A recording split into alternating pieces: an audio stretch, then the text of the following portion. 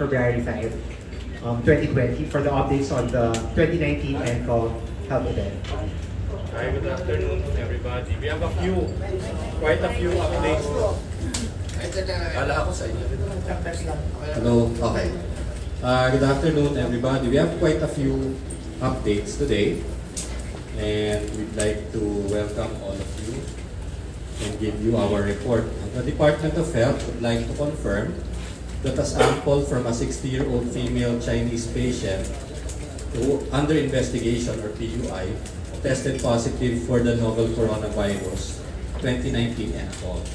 So this is the third confirmed case of nCoV ARD in our country. The patient arrived in Cebu City from Wuhan, China via Hong Kong last January 20 and then went directly to Bohol thereafter. On January 22, the patient, upon arrival, the patient was not feeling well and stayed in the hotel and consulted. On the 22nd, the patient consulted a private hospital. Wala. Hello? Okay na, better? Okay. Take two. Okay, so we'd like to give you updates on a few items today. No? First of all, the DOH confirms that a sample from a 60-year-old female Chinese patient under investigation tested positive for the novel coronavirus or 2019 nCoV. She's the third confirmed 2019 nCoV acute respiratory disease case in our country. The patient arrived in Cebu City from Wuhan via Hong Kong last January 2020 and then directly went to Bohol. On January 22, the patient consulted a private hospital in Bohol after experiencing fever and coryza. So may lagnat lang naman tsaka sipon. A sample taken from the patient was then admitted on January 22nd. Several samples were taken from the patient on January 23 and January 24. A sample taken from the patient last January 24 was tested at the Victorian Infectious Disease Reference Laboratory in Australia and the RITM here in the Philippines. So 2 tests were done and the results from the said test from the sample from January 24 came back negative. The results arrived from Australia on January 29 and from RITM on January 30. And upon recovery, the patient was discharged and allowed to go home to China on January 31, 9 days after the first admission. However, on February 3, the DOH was notified by RITM that the earlier sample taken January 23, which was run after the test was established here in RITM, was positive for the 2019 nCoV, making her the third confirmed case of 2019 nCoV ARD in the Philippines.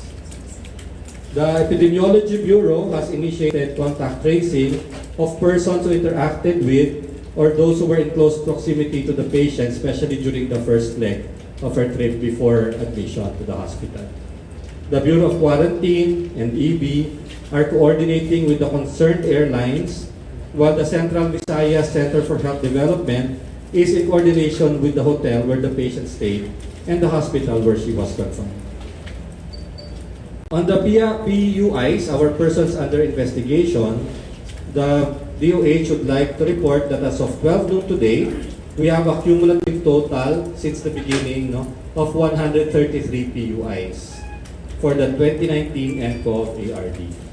Of the 133 PUIs, 115 are currently admitted and isolated, while 16 have been discharged under strict monitoring. And this will be uploaded and updated on the website. So you can check the distribution there.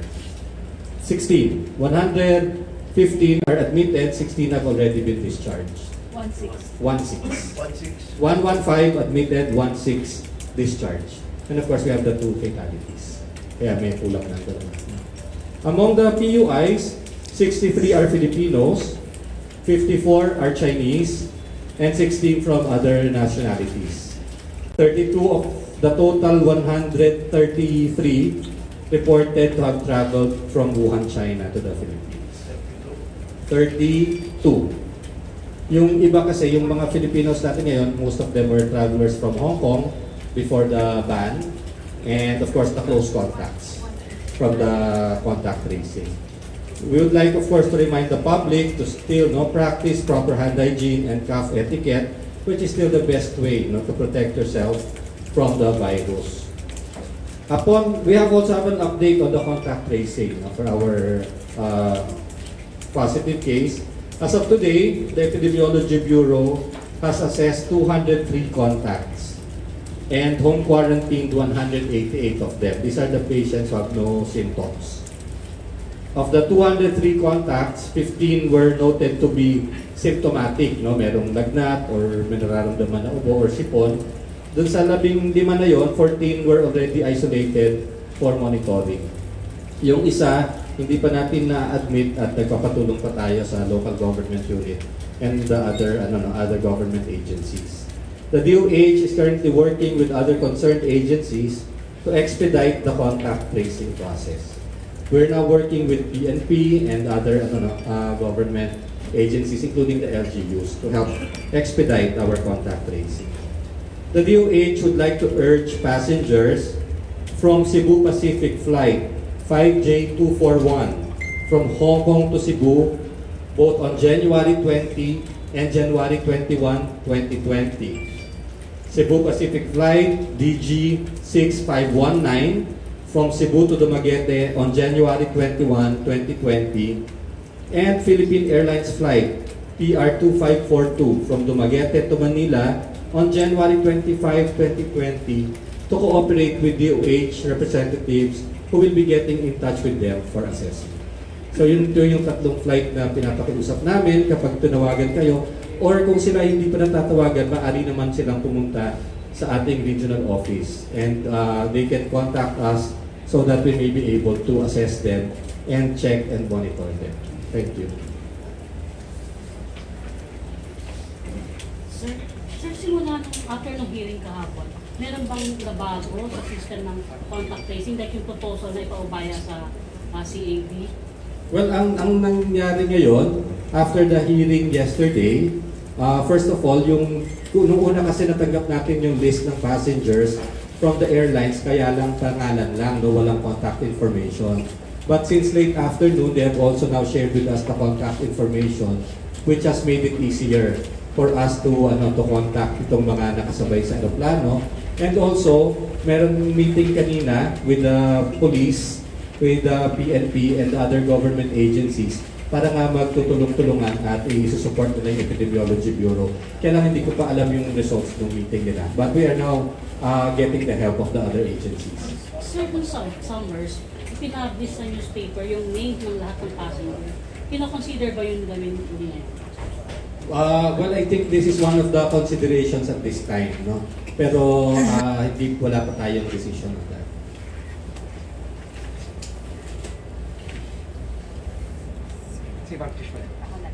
Sir, regarding the third case of NCOV, napansin namin, sir, di ba, I understand wala na siya sa Philippines ngayon. Pero yung test ng January 3, late lang nalaman na nag-positive siya. Saan nagka-problema, sir? Nagkaroon po ba ng error in testing? Yeah. Nung time na yun kasi, we were still sending results to Australia, and we just had the new test here at the RITM. So they were getting the more clinically relevant na sample. So in this case, they tested the later sample of the patient. Tinanong ko sa RITM. Yun yung January 24 ang tinest nila. Tapos negative siya, both sa Australia at saka dito sa atin. And on 1 week naman yung pinalipas, January 31, before the patient was discharged. So the patient was actually negative upon testing on January 24. Kaya lang nung after na matapos na nila kasi mga test dito, they decided also to run all of the old samples that they had. And they found and one of her samples was from January 23. An earlier sample. This is an earlier sample. So apparently, ito yung naging positive. So ang the picture is that the patient was infected but was getting better and nag-negative na siya on the 24th and a week later siya na-discharge. So, Negative. Sir, dun sa list natin ng mga PUIs, may health workers na bang nakasama? But I understand Yes. yung mga PUIs na dumating na hindi pa ready yung mga health facilities. So ngayon yung mga health workers and yung close contacts natin would include yung mga kasama sa eroplano, yung mga meron din mga flight attendant, I think flight crew, and then we have health workers, and we have also I'm definite that we have health workers kasi dito sa San Lazaro we did some were classified as PUIs, and then of course yung mga nakasama sa hotel ng mga nag-positive na pasyente. Si Joey? That's it. Anybody have mic? Have you ever told the Chinese authorities about this case of the old woman who was tested positive? They are appraised as soon as we get the results, we inform the embassies, not just the Chinese embassies, no, all of the embassies, because like I said, some of them are foreign nationals who happen to nag-travel sa China bago pumunta rito. So as a standard procedure, pag meron tayong naka-admit ang ng international health cooperation is to of course inform the embassy. Question now, in the test, were there any other pathogens found in the specimen, like probably influenza B or any? I don't have that I don't have that information right now. Yung binigay lang kasi sa akin yung nCoV positive or negative. But it's sure that she doesn't have any pre-existing. There's no history of a pre-existing condition. Sir, clarify ko lang. January 23 sample yung nag-test na positive and January 24 yung nag-test na negative. And that would explain the difference in the result. Well, that's exactly what the result is, no? On the 23rd, the earlier test, it was still positive. But on the 24th, sample taken from tested in RITM and Australia were both negative. Sir, what does that tell about the nature of the virus? But is the patient free of the virus already on the 24th? Yes, we know that in China now they also have documented, I think, about 400 cases na positive na nag-negative. In fact, we don't send down the patients until they are negative. So kasi may eliminate mo yung virus from your body as your immune system mounts defense against it. So unless it's completely eliminated from your body and it's negative, that's when you can send the patient. Like the patient was discharged because wala na siyang fever or other symptoms. At saka negative yung kanyang test. Okay. And sir, nung February 3, which flight did the patient take from Bohol? Paano yung route niya pabalik ng China? No, I think from Cebu to China. The patient left on January 31. January 31. Sir Chabu. Sir, magko-contact tracing pa ba tayo sa mga nakasabay sa flight nitong Yes, magko-contact tracing tayo, yung papunta dito. Kasi yung pauwi, negative na siya eh. Pero yung papunta dito nung January 20, that's why yung flight na Cebu Pacific from Hong Kong to Cebu na sinabi ko kanina na DG6519, we're asking passengers from January 20 and 21. 20 kasi itong si third case, 21 yung first and second case. Sorry, sir. Sir Gerald, sa Pomo Radio po, may hotline numbers po ba kayo para dun sa mga concerned passengers po na pwedeng tawagan? Well, we're setting this up right now. They're meeting right now and they will be posting it this afternoon dun sa yung natin yung page na merong updates.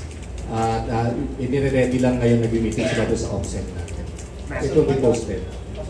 Sir, yung update lang dun sa first infected. Yung update lang dun sa first infected case natin, kamusta na siya and nag-double negative na ba siya? Kasi yun natin inaantay. Yung first case natin, wala na talaga siyang sakit for the past week. No fever, no cough, no colds. However, the latest test that was done, itong last 48 hours, was still positive pero there are signs na yung viral load niya bumababa na. Kumukonti na yung virus pero positive pa rin, so hindi pa rin natin siya pinapauwi. Still admitted. Sir, basically you're saying this third case was a recovery na. Yes. Pang ilang recovery to outside of China, worldwide? No, in China, I think, if I remember right, they had like 377. Pero outside? I'm not sure. Is this the first? We will have to report that to WHO for that process. Yes, there's a report already na pwedeng mag-spread po itong coronavirus because it's already a local transmission in Hong Kong, Thailand, Vietnam, and Singapore. Of course, in the Philippines, would you recommend po from the end part of DOH na magkaroon, like for example, temporary travel ban? And since meron na pong health workers na nakitaan po natin or were already included in the POIs? Well, talagang I think it's now documented that there is human-to-human transmission. However, in the Philippines, all of the cases are now still imported. No? Wala pa tayong human-to-human transmission here. And we are very happy with the declaration of the President right now to ban temporarily all flights coming from China. Kasi at least ang binabantayan natin lahat ngayon, yung mga dumating before Sunday, no? At walang nadadagdag continuously. So we are very very happy with that declaration, and it makes it easier for us to contain the cases and isolate them to make sure it doesn't propagate. How about the other countries with local transmission, sir? Would you recommend po? At this time, there's no move to. Ang pinakamalaki lang kasi talaga yun, remember, more than 98% of these cases are still in China. So even in the countries where there's human-to-human transmission, so far it's still contained. Wala pa naman country na lumagpas, for example, ng 10 cases. So it might be premature. Sir Ravi and Ma'am Jean. Sir, what could be the possible explanation kung bakit hindi nagtugma yung results ng January 23 and 24? And because of that, are we seeing the possibility na baka mamaya kailangan natin i-retest yung mga iba pang samples from other PUIs? Yes. Well, first of all, na-retest na lahat ng samples from other PUIs. So all of the samples that were taken before the test was validated and done here at RITM. Kasi dati sinasala natin, no? Hindi kasi lahat pwede nating padala sa Australia, no? May protocol ng WHO na kung ilan lang ang pwede mong padala. So pinipili lang natin yung talagang mga very suspicious. But since then, we have tested all of them. And all of them have tested negative, except for this one. And their clinical explanation is that the patient was probably towards the end of the illness at that time, kaya positive pa siya, pero yung the subsequent niya was negative na both at RITM and in Australia. So validated twice yung kanyang negative result. Ma'am Tina. Sir, any update on the cadaver that should be cremated? The department has already made arrangements. No, I think the directive from the secretary was yesterday was to have the cremation done today. But I don't have the details yet if it was already completed. Sir, it seems the family is against cremation. No, they have already given the consent through the embassy. So just in case in the future, ano ang dapat maging mas may weight? The DOH has the mandate, no, that when you have an infectious disease of a public health concern, that you have to dispose of the body in a sanitary way. So meron tayong karapatan. Siyempre ayaw lang naman natin na, gusto pa rin naman natin may consent. No? But the DOH can do it without any consent. So can you give us more details about the cremation? Where is the body now? I cannot give you details on that. Nag-refuse pa sir yung crematoriums? Ano? May refusal ng crematoriums to handle the body? Meron na rin namang nag-arrange na pumayag. Sir, dun sa PUIs, sir, ilan po dito sa 133 yung declared negative na? Ilan pa po yung pending?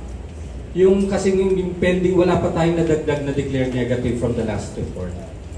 Meron darating na batch of results from RITM, kaya lang iisa-isahin pa natin kasi mga iba, mga doble-doble.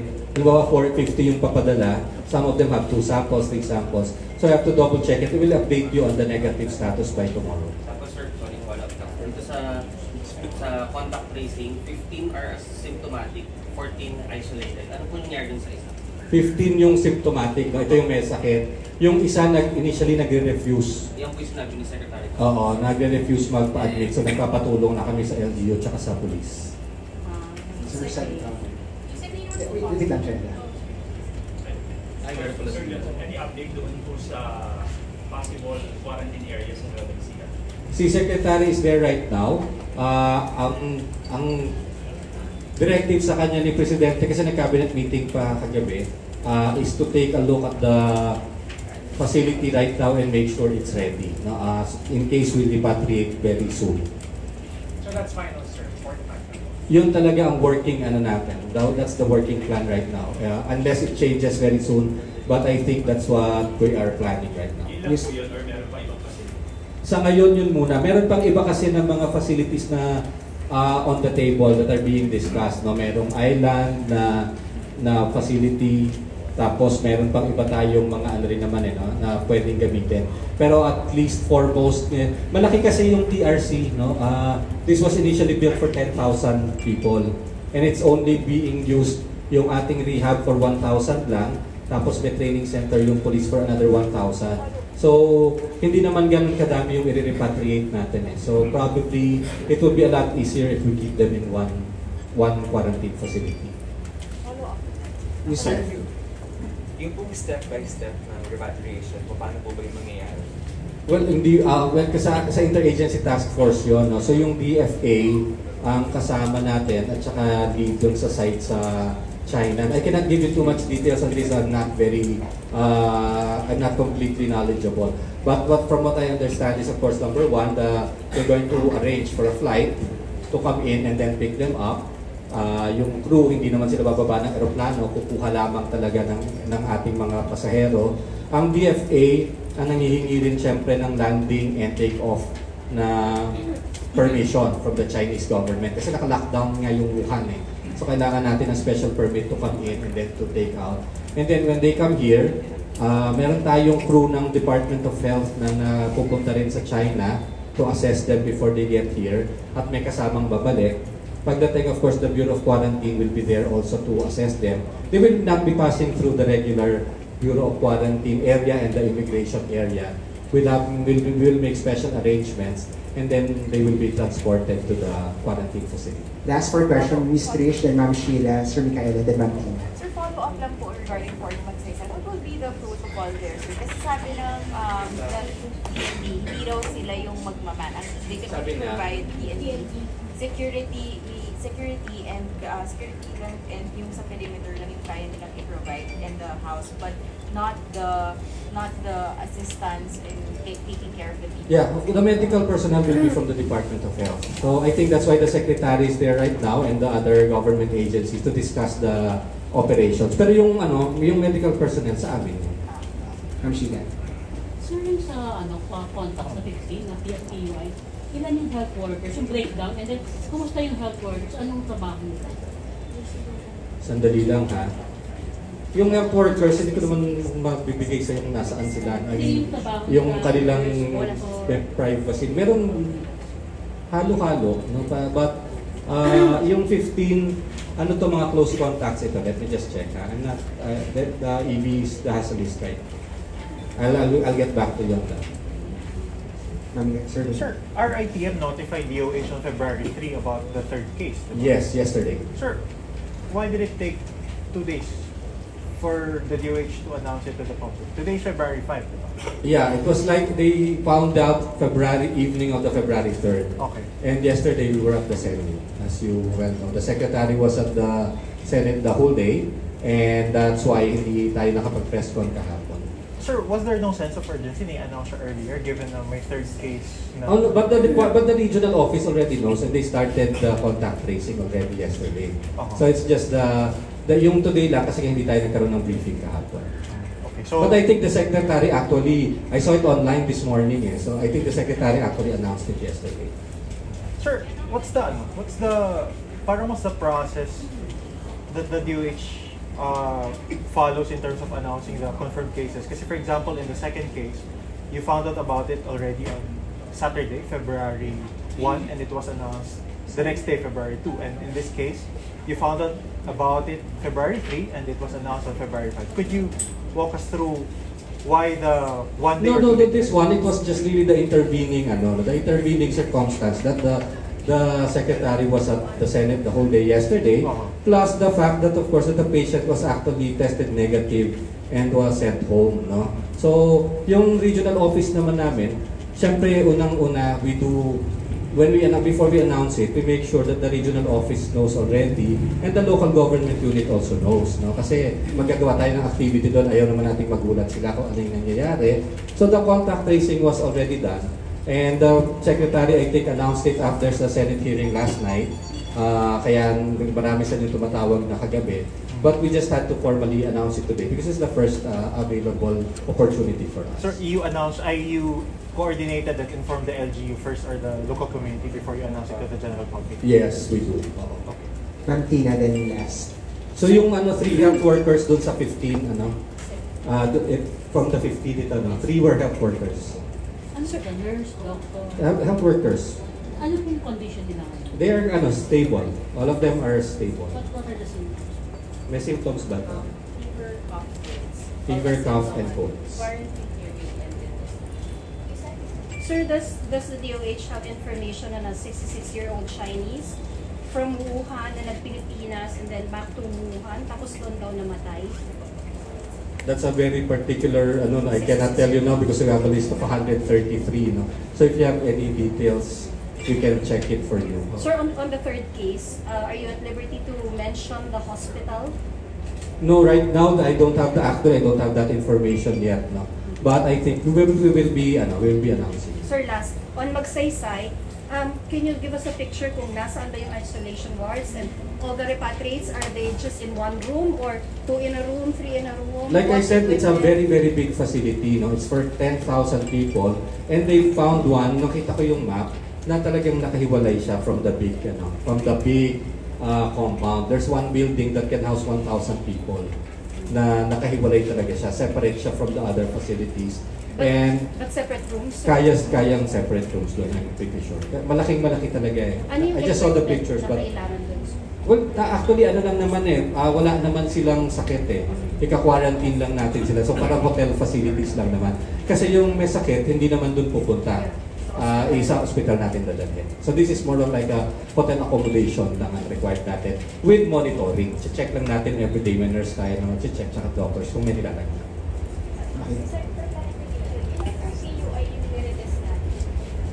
I don't have the exact number. Basta ang sa lahat ng samples nila that were not sent to Australia have been tested. Sir, what airline did the China stay going back to China? Alam natin yung airline, Doktora, yung flight going back to China. We have the details for it. We're ready for it. It's also on Cebu Pacific then. It's a different airline. Which airline? Philippine carrier, sir. Yeah. It's Air Asia. Air Asia. Flight number? On January 31. Bound We're 4. validating kasi the flight details po, but it's Cebu to Shenzhen. To Shenzhen. Sir, yung third case na yan, wala siyang companion when she arrived here. She was alone. No, she had companions. And how were her companions? They were all well and even when she was, because she was admitted immediately, on the day, nung dumating kasi sila, parang masama na yung pakiramdam niya, walang sakit yung kasama niya, yun mga naman siya, she stayed in her hotel room. And then the next day, she was admitted already, and nung na-discharge siya, tsaka umuwi. So, yung kasama niya, walang mga sakit. Can you tell us more about, kasi nung dumating siya 22, right? Would you know kung kailan kaya niya nakuha? Kasi apparently she has recovered. So Yeah, it means she had it before she left China. But you don't know how many days? No, we don't.